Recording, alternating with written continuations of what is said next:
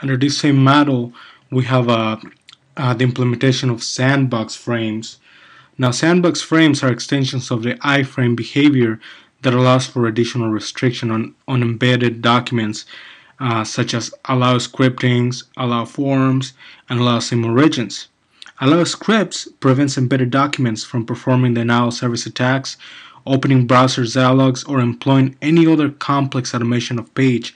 Allow forms is designed to prevent the frame content from exploiting its placement on trusted websites to fish for sensitive information. Allow same origin is designed to prevent the page from accessing any origin bound content that would normally be available to script executing in the domain it is nominally hosted in.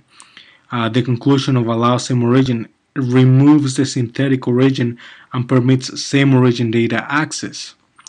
Under the same model, scripting forms, there's a scripting forms and navigation.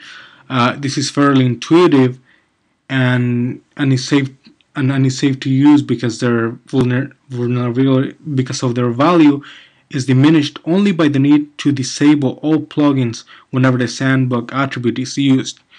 Now, the downside of this is that it relies heavily on Flash, thus rendering the security mechanism much less useful than it should be. If there's any attack that can be utilized through Flash, there will be no protection in this area. Now, synthetic origins they are used to prevent untrusted documents from accessing sensitive data. It is, however, vulnerable to direct navigation unless the URL of the embedded document is unpredictable. Specialized MIME was proposed, but it resulted in browser interpretation results due to the plugin involvement. So it was never really fully implemented. And now further development is expected, but difficult to predict since HTML5 specification are considering these features out of scope and more than likely will not be included in HTML5. Now, strict transport security. This allows any site of internet to instruct the browser that all future requests made to a particular hostname or domain should always use HTTPS, and that only HTTP traffic should be automatically upgraded and submitted only over HTTPS. There's a slight elevated risk of denial service attacks because an attacker could inject this response header into the domain that is not fully HTTPS enabled. And once they inject that, the fact that it's not fully HTTPS enabled, as soon as it hits a link or part of the page that is not HTTPS, this will in turn generate a denial of service attack. And unfortunately, unless the include subdomain flag is used, HSTS offers unexpectedly little protection. HTTPS offers very little protection for HTTP cookies. Now, many organizations have implemented as a solution private browsing modes.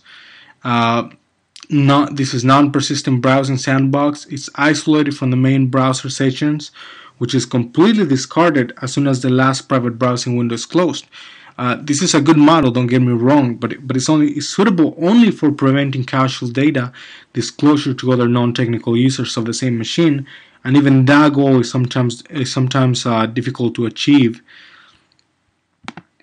In browser there's other developments also at this point.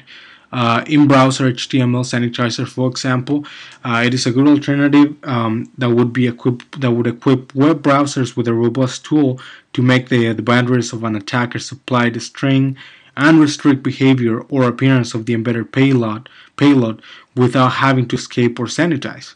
Now, with such tool, the attacker would be unable to escape such a sandbox and remove the restriction.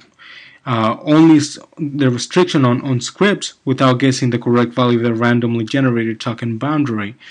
And unfortunately, this is unlikely to happen since HTML sterilization is fundamentally incompatible with XML, and this sincerely would be difficult to accomplish since XML is a big part of HTML5. Now, also, cross-site scripting filtering. The script restriction of cross-site scripting filtering is prone to false positives and false negatives as well. Such filters will never be able to detect the arguable more dangerous store of cross-site scripting vulnerabilities, where incorrectly skipped data comes from source other than the followed link. And finally, to recap, cross-domain XHTML requests or CORS are fairly safe but easy to misuse. To misuse the incident of mixed content URLs, consider rejecting HTTPS origins value on many requests received over plain HTTP. Now, XDomain request, this is safe. This is pretty safe to use. I misspelled it. I'm sorry. As with XML HTTP request restrictions, access to HTTP APIs from HTTPS origins may be good to stamp out mixed content bugs. Now, content security policy. This is safe to use as defense in depth. Review the covets related to the interaction among script SRS, object SRS, and so on, and the dangers of permitting data origin. Now, sandbox frames. This is safe to I misspelled it again. Safe to use as a way to embed gadgets from another origin, but the mechanism will fail dramatically in non-compliant browsers. Strict transport security. When you're utilizing this, just make sure that you mark all relevant cookies and secured and as secured, and be prepared for the possibility of cookie injection via the spoof non STS location in your domain. Now, to static HTML, this is pretty safe to use where available, but it is difficult to substitute on the client side in non-compatible browsers. Private browsing. Do not rely on this mechanism for security purposes. It's just for private on basic users, but there are ways that you can still exploit and steal information against this type of browser protection.